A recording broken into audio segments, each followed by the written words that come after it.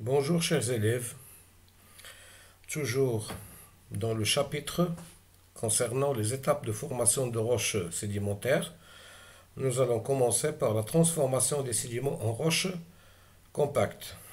On pose d'abord le problème. Une fois déposés, les sédiments sont recouverts par des couches successives et se retrouvent en profondeur dans des conditions de température et de pression plus élevées qu'à la surface. Dans ces conditions nouvelles, les sédiments subissent des modifications physiques et chimiques pour donner des roches sédimentaires compactes, c'est-à-dire des roches solides. Comment se transforme un sédiment en une roche sédimentaire compacte? Objectif d'apprentissage. Mettre en relation la diversité des roches et les milieux de sédimentation. Identifier les principales étapes de la diagénèse. On va définir aussi la diagénèse.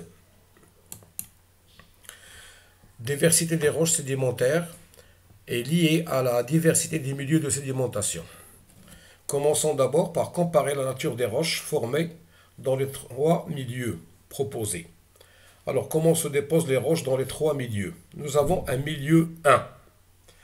On a ici l'accumulation de sable qui se transforme progressivement en une roche compacte, c'est-à-dire une roche solide, appelée grès.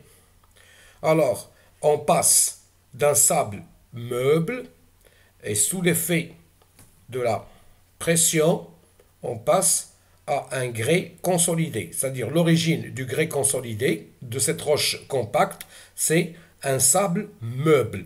Sable meuble, c'est-à-dire dont les éléments sont isolés, dont les grains sont isolés. Alors, on a déjà vu les roches salines. Alors, nous sommes ici dans un milieu 2. Le milieu 2, il est constitué par des roches salines. Alors, l'évaporation des eaux salines aboutit à la formation des dépôts d'origine chimique donnant des roches salines. Sokhor milhiya. Alors, ces roches sont dues à l'évaporation de l'eau. Et les sels qui étaient concentrés dans l'eau apparaissent, se libèrent et par effet de compaction, ils donnent des roches qui sont salines. Le milieu 3. Le milieu 3, on voit ici qu'il y a des restes d'êtres vivants, surtout des animaux marins. Les sédiments et les restes d'êtres vivants s'accumulent dans le milieu marin, surtout dans le plancher océanique, et se transforment en roches compactes. À retenir, dans le milieu 1, on a formation d'une roche détritique. Roche détritique, ça veut dire que une roche dont les éléments sont issus de l'érosion. Cette roche compacte appelée grès s'est formée à partir de l'accumulation et la transformation progressive des sables, c'est-à-dire des sables qui se transforment en une roche compacte qu'on appelle le grès. Dans le milieu 2, formation des roches chimiques, des évaporites, qu'on a déjà vu. Ces roches se sont formées par des dépôts d'origine chimique, donnant des roches salines, à partir de l'évaporation des eaux salines sous l'action de la température. Dans le milieu 3, on a formation des roches riches en restes d'êtres vivants. Ces roches compactes se sont formées à partir de l'accumulation dans des milieux marins des sédiments riches en restes des êtres vivants.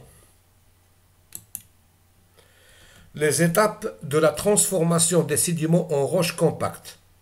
On va exploiter les données de ce document.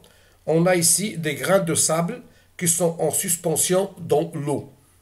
Après, ils s'accumulent et ils sont couverts par d'autres couches et sous l'effet de la pression, l'eau est chassée. L'eau est chassée entre les grains et qu'est-ce qui reste? Il reste des éléments qui étaient dissous dans l'eau et ils donnent un ciment qui va lier les grains de sable. On parle ici d'une cimentation. Lisons, dans le cas du grès, le sédiment d'origine est représenté par les grains de sable. L'accumulation des couches successives de sable au fond de l'eau mène à une augmentation progressive de la pression. Sous l'effet de cette augmentation de pression, l'eau présente entre les grains est chassée, alors que les minéraux qu'il contient précipitent, formant un ciment entre les grains de sable. On parle ici de cimentation. À retenir. Alors, définissons d'abord la diagénèse. La diagénèse est un ensemble de processus physico-chimiques permettant la transformation des sédiments en roches compactes. Les étapes de la diagénèse: accumulation et compaction des sédiments, c'est-à-dire les sédiments deviennent compacts sous l'effet de la pression. Expulsion de l'eau se trouvant entre les sédiments. Cimentation due à la précipitation de substances dissoutes entre les éléments détritiques. Éléments détritiques, c'est-à-dire les débris issus de l'érosion. Classification des roches selon certains critères. Il y a pas mal de critères. Parmi les critères, on a choisi la classification des roches sédimentaires selon l'origine de leurs constituants. Roches détritiques, formées par des éléments détritiques issus de l'érosion de roches préexistantes, c'est-à-dire qui existent déjà. Roches chimiques, proviennent de la précipitation directe des éléments dissous dans l'eau. Roches biochimiques se forment grâce à l'activité synthétique des êtres vivants. C'est-à-dire, dans ces roches, on trouve beaucoup de fossiles. On peut aussi classer les roches selon leur composition chimique. Roches siliceuses, c'est-à-dire des roches qui contiennent la silice. Roches argileuses, c'est-à-dire des roches qui contiennent de l'argile. Roches carbonatées, c'est-à-dire des roches qui contiennent du carbonate de calcium, c'est-à-dire le calcaire. Au carbonate de magnésium, c'est le dolomite. Roches phosphatées, c'est-à-dire roches qui contiennent du phosphate du calcium, bien tout simplement du phosphate. Roches carbonées, carbone, ils sont constitués par le carbone, l'hydrogène et des éléments organiques complexes. Ce sont des roches combustibles, comme les roches pétrolières. Et les roches salines, ce sont des roches qui peuvent contenir du chlorure de sulfure, ou bien du chlorure de sodium, ou du calcium, ou de potassium. Merci chers élèves de votre attention et à la prochaine.